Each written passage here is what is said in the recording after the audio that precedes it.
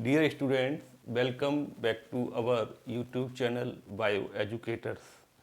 आज के लेक्चर में हम लोग जानेंगे कि कैसे एक अमीनो एसिड का मॉडल आप घर बैठकर तैयार कर सकते हैं। सबसे पहले हम ये जानेंगे कि अमीनो एसिड का स्ट्रक्चर कैसा होता है। इसको हम पहले वाइट बोर्ड पर समझेंगे, उसके बाद हम प्रैक्टिकल के माध्यम से कैसे इसको आप घर बैठकर जो है यूजलेस थिंग से कैसे आप इसको प्रिपेयर कर सकते हैं, इसके बारे में डिस्कस करेंगे।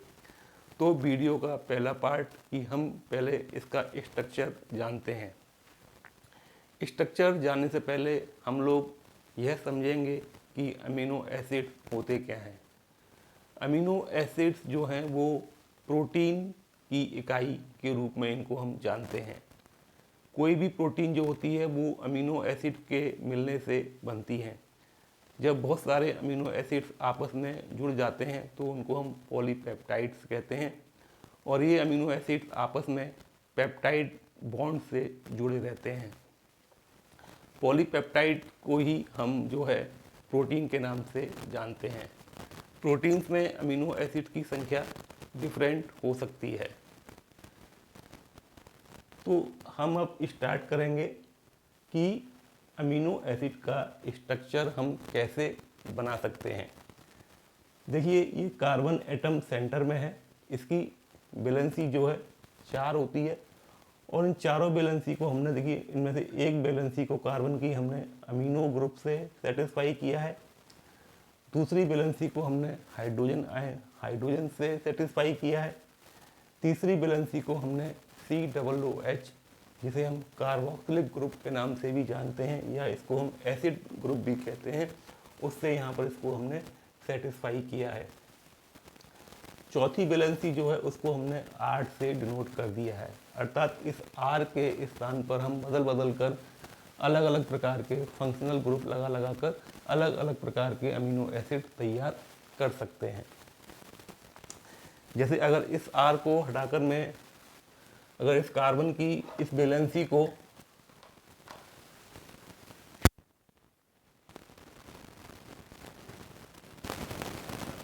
इसको हम ग्लाइसिन के नाम से जानते हैं। अब हम ये देखेंगे कि कैसे अमीनो एसिड्स आपस में जुड़ते जाते हैं और प्रोटीन्स बनती है। इस अमीनो एसिड के साथ हम इसी प्रकार का एक अमीनो एसिड और जोड़ दें तो ये अमीनो एसिड की संख्या 2 हो जाएगी, और वो पेप्टाइड बॉन्ड के द्वारा आपस में जुड़े रहते हैं। तो यहाँ पर हम ये भी देखेंगे कि कैसे पेप्टाइड बॉन्ड के द्वारा 2 अमीनो एसिड आपस में जुड़ते हैं। देखिए, दूसरा अमीनो एसिड मैं ले लेता हूँ।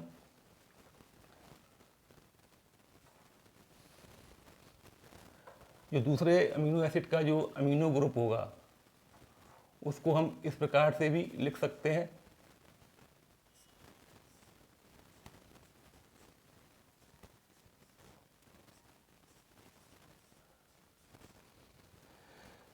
ये अमीनो एसिड पहला था, ये अमीनो एसिड दूसरा है। अब हम देखेंगे कि कैसे पेप्टाइड बॉन्ड 2 अमीनो एसिड को आपस में जोड़ता है।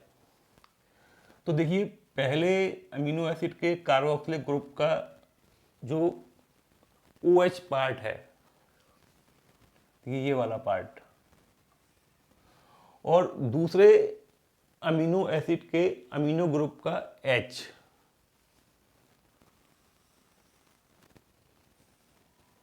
ये निकल जाता है और दोनों मिलकर H2O बनाते हैं। और इस प्रकार से रिएक्शन यहाँ पर हो जाएगी, जिसमें हम देख सकते हैं NH2CH,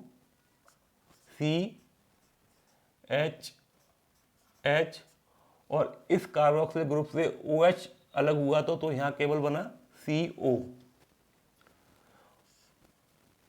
और दूसरे अमीनो एसिड का जो अमीनो ग्रुप था वहाँ से हमने H निकाल दिया है, तो यहाँ पर केवल बचा हमारे पास NH, और बाकी सब चीज़ें सेम रहेंगी। तो यहाँ पर आपने देखा कि 2 अमीनो एसिड आपस में जुड़ गए हैं, और जिस बॉन्ड के द्वारा जुड़े हैं उस बॉन्ड को हम कहते हैं peptide bond. This bond is known as peptide bond. तो जब दो अमीनो एसिड्स आपस में जुड़ते हैं तो एक वाटर का मॉलिक्यूल निकलता है और दोनों अमीनो एसिड पेप्टाइड बॉन्ड से जुड़ जाते हैं। इसको हम जो है अब अमीनो एसिड को हम डाई पेप्टाइड कहेंगे।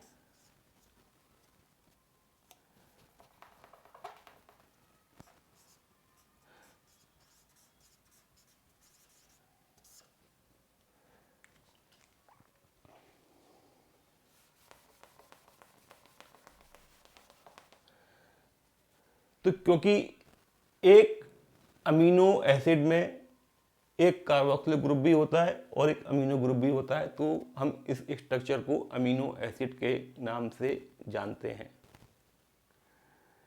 एक प्रोटीन में जितने अमीनो एसिड्स होंगे, पेप्टाइड बॉन्ड की संख्या उन अमीनो एसिड की संख्या से एक कम रहती है हमेशा।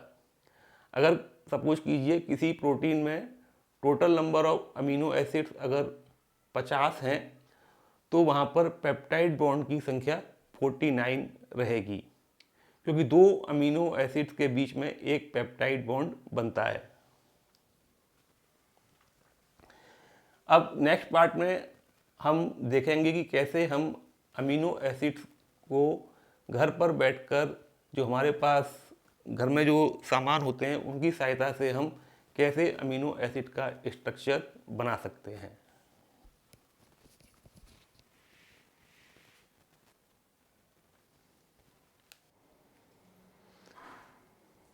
वीडियो के सेकंड पार्ट में हम देखेंगे कि कैसे हम बॉल्स और अदर मटेरियल्स की सहायता से अमीनो एसिड का स्ट्रक्चर प्रिपेयर कर सकते हैं। इसके लिए जो रिक्वायरमेंट्स है वो प्लास्टिक बॉल्स हैं जो स्मॉल साइज की हैं, जैसा कि आपको पिक्चर में दिखाई दे रहा है। पाइप है जो कि बॉन्ड की तरह काम करेगा। कैंडल, स्क्रू ड्राइवर, कैंची, मैच बॉक्स, स्टिकर्स और मार्कर पेन। सबसे पहले हम अमीनो एसिड्स में उपस्थित कुल एलिमेंट की संख्या के आधार पर अमीनो एसिड में कितने हाइड्रोजन, कार्बन, नाइट्रोजन, ऑक्सीजन और अदर एलिमेंट्स हैं उनके एटम्स की संख्या को निर्धारण करते हैं। अब अमीनो एसिड की संरचना के आधार पर यह डिसाइड कर लिया जाता है कि किस बॉल में कहाँ पर होल किया जाना है। किसी बॉल में एक होल या दो होल या तीन होल तक किए जा सकते हैं, अर्थात किस बॉल में कितने होल करने हैं इसको पहले से ही डिसाइड कर लिया जाता है। जैसे कि आप देख रहे हैं कि ये जो बॉल में होल किया गया है, ऐसे ही आपको जो है होल करने हैं। किसी बॉल में एक होल होगा, किसी बॉल में दो होल और किसी बॉल में तीन तीन तक होल किए जाएंगे। होल करने के लिए स्क्रू ड्राइवर के अग्रसिरे को कैंडल की सहायता से फ्लेम द्वारा गर्म करके बॉल पर स्पर्श किया जाता है। जब सभी बॉल्स को अमीनो एसिड की संरचना के आधार पर स्ट्रॉ पाइप की सहायता से जोड़ते जाते हैं।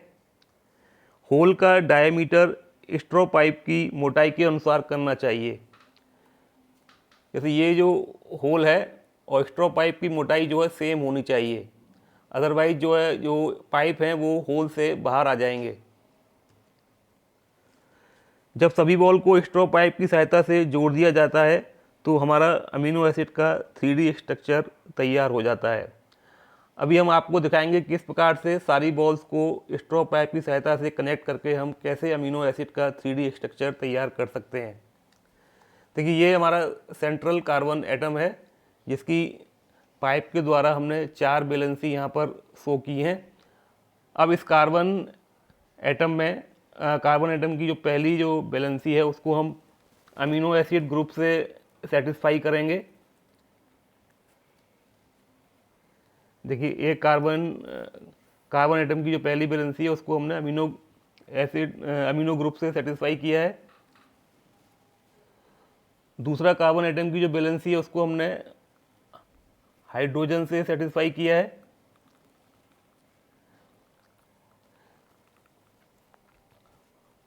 और तीसरा जो वैलेंसी है उसको हमने कार्बोक्सिलिक ग्रुप से सेटिस्फाई किया है।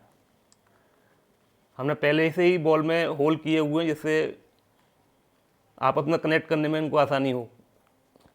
ये देख रहे हैं आप COOH ये कार्बोक्सिलिक ग्रुप है, और ये NH2 जो है अमीनो ग्रुप है, और ये हाइड्रोजन एटम लगा हुआ है। क्योंकि इसमें एक कार्बोक्सिलिक ग्रुप है और एक अमीनो ग्रुप है, इसीलिए इसको अमीनो एसिड के नाम से जाना जाता है। अब एक कार्बन एटम की जो चौथी वैलेंसी है उसको हमने 8 से डिनोट किया है। R एक फंक्शनल ग्रुप है। इस फंक्शनल ग्रुप को अलग अलग लगाकर अलग अलग प्रकार के अमीनो एसिड यहाँ पर तैयार किए जा सकते हैं। जैसे अब आप देख रहे हैं कि ये हमारा एक अमीनो एसिड का 3D स्ट्रक्चर तैयार हो गया है। अमीनो एसिड के स्ट्रक्चर को तैयार करते समय कुछ सावधानियां हमको रखनी होंगी। गरम करते समय जब आप बॉल में जब होल कर रहे हैं तो स्क्रू ड्राइवर को सावधानी से पकड़ना चाहिए, अन्यथा हाथ जलने का भय रहता है। बॉल्स को आपस में कनेक्ट करने के लिए उपयोग में लाए गए स्ट्रॉ पाइप या अन्य कोई कनेक्टिंग पाइप जो है वो मजबूत होना चाहिए, जिससे आपकी जो बॉल हैं वो सीधी लाइन में रहें। Thank you very much for watching my video.